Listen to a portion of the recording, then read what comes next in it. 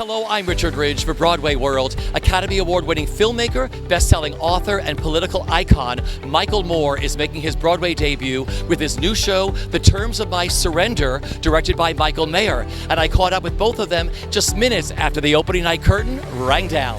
It's so wonderful to watch him. What was it like working with him in the rehearsal room? I mean, you put him on Broadway. Yeah, it was dreamy because he knows that he doesn't know what, like, he's not an actor, you know. He's the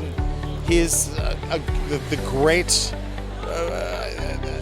man of the people that he is, and he makes his films, and he's in them, and he does TV, and he does interviews and stuff, and live stuff. But he's not a Broadway actor, so to speak.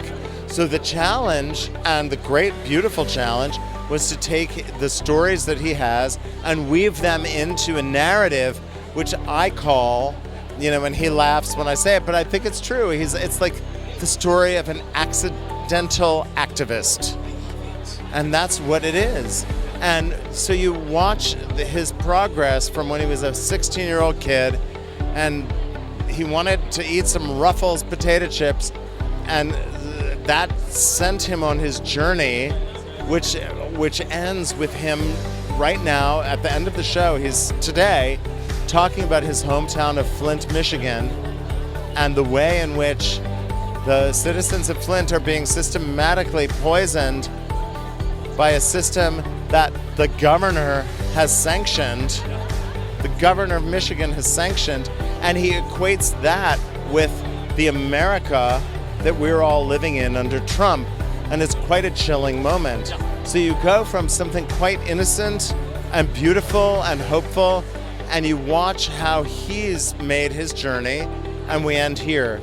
And the great thing about the show, the thing that I love the most, is that the audience walks out of that theater feeling empowered to change things. I'm so honored to be here. I tell you, I'm exhilarated by the whole experience. I tonight was thinking about the first night of my first film when it debuted, and that was back in 1989. So to still at this age still have like a new experience in a whole other art form was profound. I learned so much from your show. Tell me why you wanted to do this show.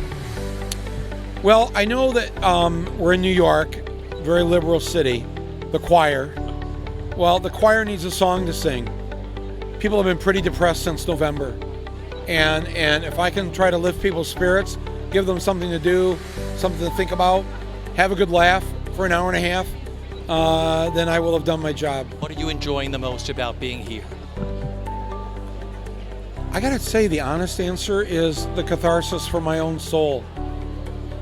I was just saying to my producer, I'm in the middle of my next film, so when I'm done with this run, we're gonna have a different film, because what this live theater of being in a room with 1,000 other people every night, what that's already done to me in just these first couple weeks of previews, I can't put it into words right now, but I know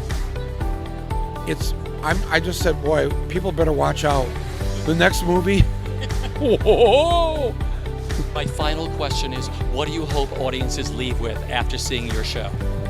I hope they feel like they just had an hour and a half of a great night out. First and foremost, obviously the politics are important, all that stuff, but people pay a lot of money to come and go to see a show on Broadway, and so my first feeling is I hope they felt that was worth it, and on the drive home, they are energized by what happened.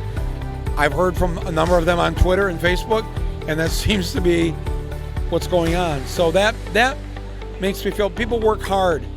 People work very hard, and to come to Broadway for a night, I made it part of my deal with the Schuberts that the entire balcony is $29. And because I want everybody to be able to come see this. Do you realize in the first year, I'm talking about The Apprentice, by the way, the looks on your face, he was the host of a show called The Apprentice.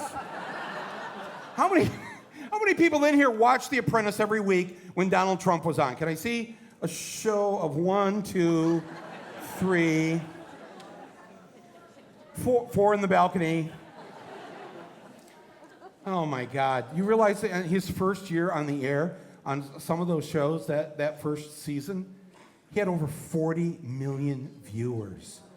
Last week on TV, the largest rated show was America's Got Talent. Not ironically titled, by the way, it's a real show. It had 13.1 million viewers. He had 40 million people watching this. And I realized, I guess this isn't that crowd. But I want to tell you, in between the Hudson River and La Cienega Boulevard,